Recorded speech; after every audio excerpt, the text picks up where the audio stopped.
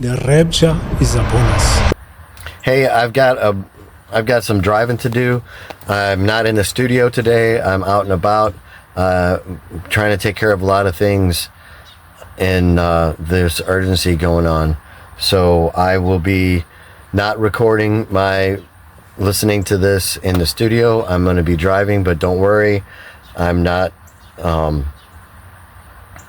actually watching the video while I'm driving. I'm listening to it and recording my reaction for you.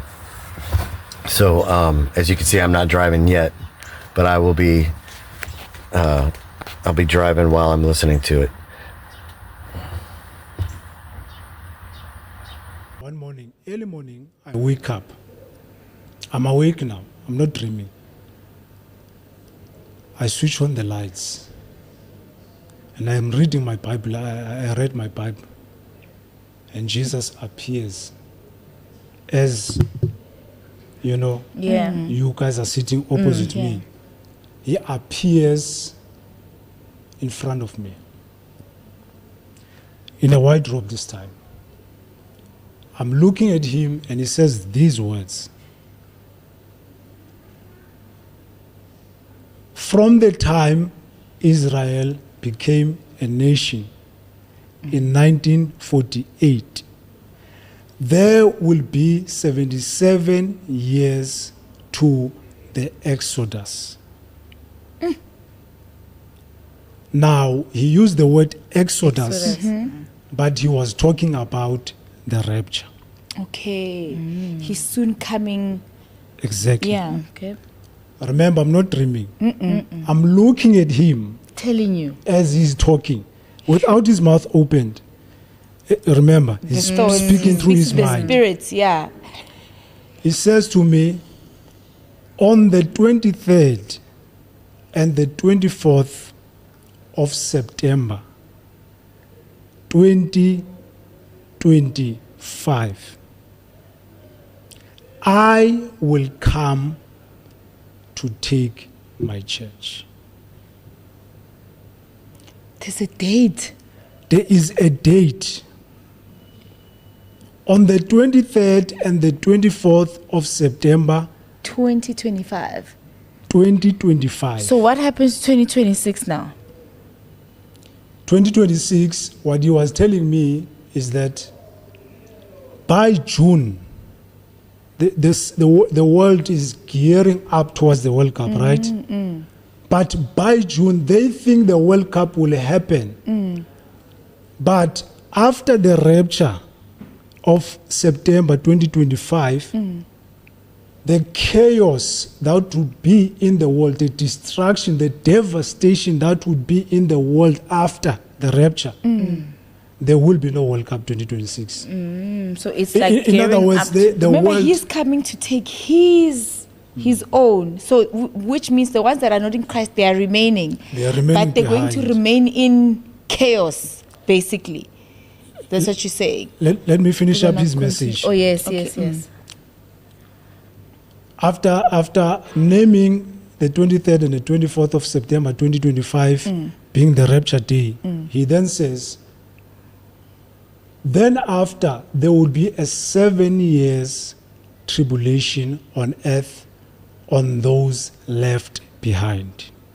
And then he says, on the 15th of September 2032, I will return to earth as king. So on the 23rd and the 24th of September, he said he would come. It is going to be, if you are aware, a festival of the trumpets. It's in the book of Leviticus chapter 23. It's in the Old Testament. It is celebrated over 2 days. It's the 23rd. This year is the Jewish festival. Okay. It will be celebrated on the 23rd and the 24th of September. It actually falls on one day. But because of those who needed to confirm first because they marked the day by sighting the new moon. So if they sight the new moon on the first day, so that day they celebrate the Feast of Trumpets. Or if they sight it on the second day, then the second day becomes the celebration of the Feast of Trumpets. Okay. So he says to me, another thing that I forgot, he says, in these 2 days, no one knows which day or hour Okay. I will come. This is what he says. Okay. So the 15th of September, when he returns to be king on earth, it will be on the day of Atonement Feast. It's also a festival, that is a Jewish festival that is That's celebrated. 2030. That's 2032. That's 7 years 7 years later, after, yes. after 2025. So I am here to warn South Africa and the world that Jesus is returning. If you are found without Jesus in your heart, in your life, if you have not given your life over to Jesus, time is closing in. The set time that God had put for people to receive Him, the period of grace that Christ has given, God has given the church to reach out to the world so that they could receive Jesus and be saved. But now that time is closing in. Within 3 months, the world would be an unrecognizable place. We are only left with 3 months, or just a little over 3 months, and then the rapture would happen, where millions of Christians all around the world, including South Africa, will disappear in a split second. And after this great disappearance, after the removal of Christians in the world, then the judgment of God is going to fall upon the world for 7 years. This is what will actually lead to the world ending before the return of Jesus to rule now on this earth in 2032 on the 15th of September. So I am here to plead and to beg the people. The time that you thought you had, You don't have it. you don't have. Because remember, I was not chosen to open a church. I thought that's what God had for me. But my calling would then I would find out that my calling would be to announce to the world that Jesus is first of all alive and living, and He is coming.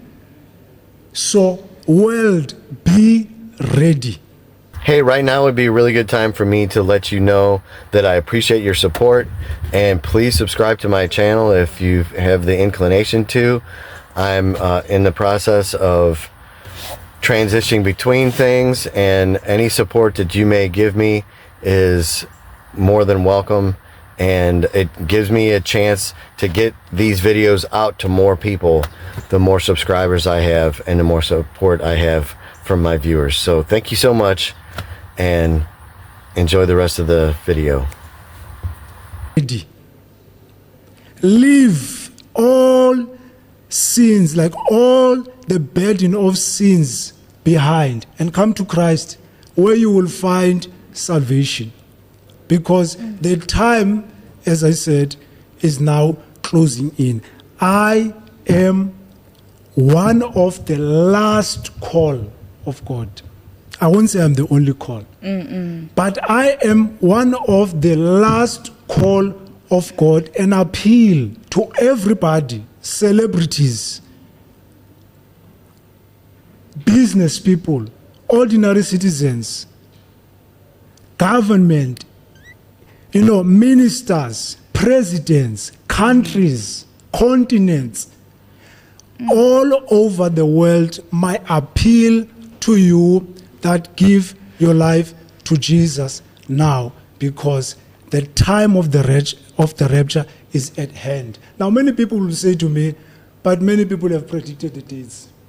That was going to be my question. That people are going to say, but we've had people saying the same thing, and dates have passed, like they did with the 2010, they did with, I think, the year 2000, the millennium 2000, year, yes. you know. So now they'll be like, what's different? And also another question is that you said you are one of the last people to sort of, you know, To let people know. call, So are there yes. other people who have also said the same thing to confirm what you have said? Thank you. So in 2019, this man is no longer with us now. Remember, I received the message 2018. 18, yeah. In 2019, I'm watching TV and I see this man. His name is Thomas Horn. He's no longer alive now. Okay. So he says that he has found information from a former employee of NASA. Ne? So this person, this former employee, says that no, it was not a former employee. I think it was an employee of NASA. That they have found an asteroid. An asteroid is like a rock as huge as a rock. mountain. Yeah. Oh. That will hit Earth 2029 on the 13th. It will be on a Friday, on the 13th of April 2029. So there's many confusing. It is on the internet. Yeah. There's other dates there, but the one that I'm telling you is the true one. So Tom Horn says he then sat down because the asteroid that they are talking about is in John saw it in Revelation chapter 8. It is in Revelation chapter 8. It talks about an asteroid that comes and hits Earth. I'm sorry, y'all. I couldn't stop that reaction right there. I just drove past a guy that was weed eating while he was wearing a pair of boxers and a pair of rain boots. You can't make this stuff up. Anyway, sorry about that. Back to the video. And destroys the world. So Tom Horn then counts from 2029 April because he believed that this Revelation 8 asteroid would hit Earth in the middle of the 7-year tribulation. He then counts back 3.5 years back, and then he lands in 26. 2025. Oh, 2025, yeah. In 2025. He doesn't specify the month or the day, Yeah. but the year, 2025. And I put it to you, that man was right, you know. If you look at Matthew 24, verse 36, it says, no one knows the day or the hour. But there is a feast or a Jewish feast called no one knows the day or the hour. It's called the Feast of Trumpets. You know, it is called no one.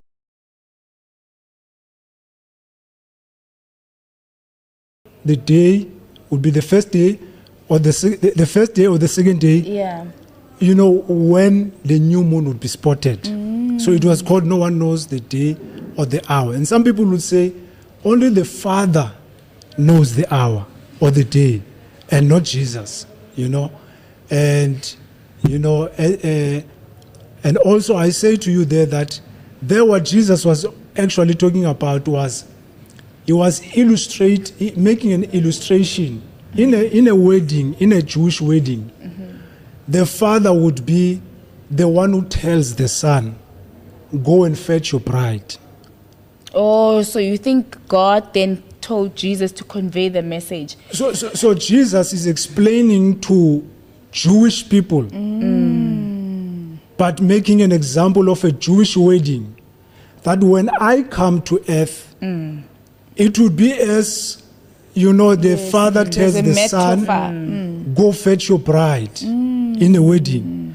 So the father will send me to come and take. But the difference now is that the father in the case of Jesus, the Father is the Son, and the Son is the Father. You know, in other words, it's one God, but in three. Yes. So Jesus being God is all-knowing. So he knows the day or the hour.